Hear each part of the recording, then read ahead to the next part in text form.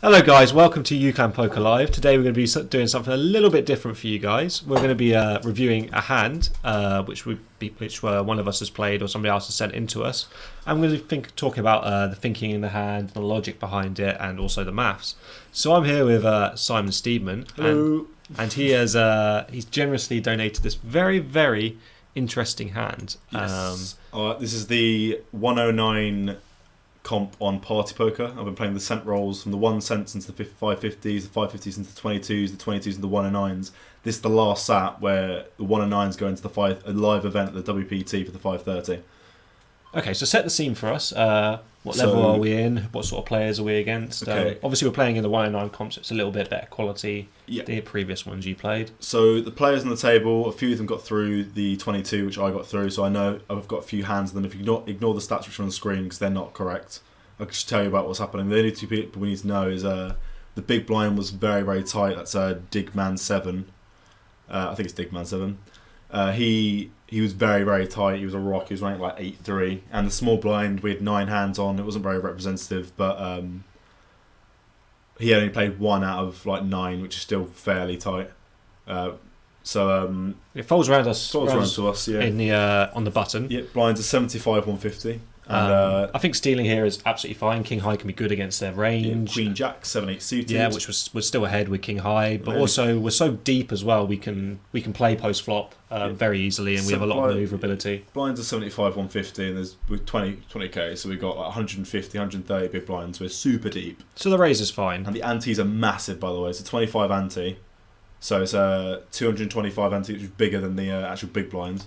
So we made it 2.5x on the button. So small blind calls, Yep. and we see a flop of 10-3-9. Yeah, this is the unknown player that we've only got like 9 hands on. But it's a very dry board. I mean, obviously you've got straight draws and these sort of things. There's no flush draws. There's no flush draws. I mean, you can. And when he checks to us on the flop, Yeah. Obviously the two options are we're going to c-bet or we're just going to check and think that King High is good. But I think we c-bet here because I think a lot of the ace highs fold out. Yeah. And I also think we get called by worse hands. Which are the straight draws. Yep. Cool. Obviously, we do get called by a 10 and a 9 most of the time here. We could always turn a king. We can always turn a king as well, so we've got some equity. But I think top of his range, he's obviously like flop set, he's going to slow play it. Middle of his range is like 9s and 10s. Yep. And then the bottom of his range, which there's a big lot of his bottom of his range, is straight draws, Ace high, and he may not even call with ace high. He may just give up here then and just just give it a up. big portion of air, We're seeing as a satellite as well. People don't like to just keep fishing and giving away chips. especially out of position. Yeah, exactly. So I think a c-bet is fine here. Let's talk about the sizing as well.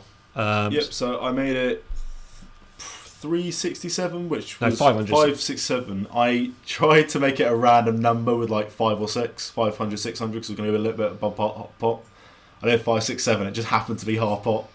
So Did you not click the half pot button? I didn't click the half pot button. I typed it in. You typed it in, it was exactly half Yeah, pot. it happened to be half pot. I was like, for fuck's sake. Like down to the number. Yeah, I was like, how the fuck do I do that? So, I mean, when you do that, because it also brings in a lot of this online thing, which is people say about, which is button clicking. Yeah. And so a lot of people see half pot as just a click of a button as like a weak bet. Yep, it's lazy. So you can get called very easily. So it even opens up the calls to like just floats with gut shots as well, like King Jack, King Queen. Obviously, we're not beating them, but we can get them off. Yeah. But also like other gut shots like Jack 7, things like that. 8-6. Yeah, things we're also beating them. Which might have backdoor diamonds or something. Yeah. So I think there's a good portion of his range here that calls us that we're actually beating. Yeah. The reason why I hate the flop bet, by the way, is because I kind of just instantly as well. So it looks like button clicking. So if you wait a little bit, then bet, people think, oh, you're thinking about the decision. But if you're playing robotically, you just go, huh? Look at the screen and go, half pot bet, done. Another hand is like Queen 8 as well. Yeah, Queen 8's another hand you can have. Which we're beating. So then the turn comes, and it's still a rainbow, and it's paired the board here. Yep. Very interesting card because we also have to rep our line. Yeah. We have to keep our line intact because at the moment, if we're going to bet this turn, we're going to be repping over pairs. Yep. We're repping like Ace 10, King 10, sets as well. I don't think we'll be checking Ace 9, so I don't think nines will be in our perceived range there at all. We're betting for value. If we had this board, we're betting for value. The hands we'd have are aces, kings, queens, jacks, tens, quads, boats, Ace 10. Ace 10, maybe King 10 for value. That's what maybe king 10, maybe queen 10. I'll probably check back queen 10. Yeah. But he checks to us. yeah, basically we didn't want to check back again because if he's got straight draws, like he could just bet and bluff the river, and we might have the best hand. We have the best hand against straight draws. We're pretty good against straight draws right now. Yeah, there's only two hands which we're doing badly against, which is 10s and 9s. Yeah, and there's a lot of bad rivers for us. Like, and so much of it fold. As we said on the flop, the gut shots fold. Yeah. I think ace highs fold. Yeah. Which we're losing against. And if we actually look at the sizing, I made this a lot bigger. I made this like 65-70% pot because I wanted to put pressure on him to fold his draws. Mm-hmm. And it's quite a big pot at this stage. It's 1.4k, I think. 2.2 is the pot. 2.2, and I think I make it 1.4, 1.5, 4, 5, 6. It's like 50, 60, like 60%, close to 6%, like 61%. So we're trying to get his draws to follow. Maybe I should have made it a little Not bit to get his bigger. draws to fold that we're winning against. Yeah. But the Ace gut highs. shot, like king jack, king queen, Yeah. ace highs, these sort of hands. Fours, fives, fives, sixes, sevens, eights. anything like lower pairs. So I think the bet's Even about the right nines size. as well. This puts a lot of pressure on his nines. Yeah, 9s like king 9, 'Cause jack 9, We do this with over pairs as well. and 10s obviously. Yeah. So I like the bet on the turn. We're wrapping And quite if a he's lot. got a boat, he'll raise most probably because I think we've got aces, kings, queens, jacks. We're taking such a strong line, and then we just go, okay, mate, there you go, enjoy it. That's why we make it slightly bigger. We're not going to So get about strength. sucked into a hand like if we have equity like with queen jack or something. Yeah. So he calls again. So at this point, we were like, okay, if he bets, what does he have? I guess if he checks, we're giving up. Well, This river, we we're giving basically ran through his range of hands and we thought, what does he do with these sort of range of hands on the river? Yeah. And if you think about all the 10s he has here, he probably checks them to us because, as I said, our perceived range is very, very strong. Yeah. We can have aces, kings, queens, jacks, houses, all these sort of things. And now we've housed up with ace 10, ace 9, and all these sort of hands. So I think with 10s, he's only betting to get us off a chop, if anything, if he has got a 10. Yeah. He's thinking in his head. So when he... if as I said, our 9s. So I think with a lot of his hands, he's just going to be check calling. Like any 10, most of the time, he's going to be check calling. anything with good showdown value. Yeah, any 9, he's going to check call. Yeah. He's not going to bet here because he doesn't want to get raised. Yeah, if we've That's got all. aces or a 3, God forbid, or if we have a 3, we can have a 3, raise the button. But we could have aces, kings, queens, jacks, 10s, a boat. And then we thought about what else was in his range Yeah. and what he would do on the river.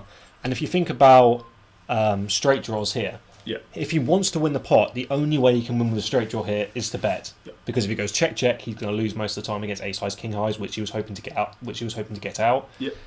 He's obviously losing against. I mean, if we have like 6s or 7s here, Yeah. he has to bet with a straight draw to get us off. Yeah. Those sort of hands.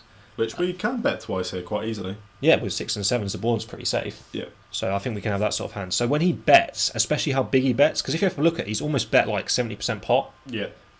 So this is such a polarising bet. So It's- this either means he's got a very, very strong hand or a very, very weak hand. He's either played like aces, kings, queens, very weirdly, Yeah.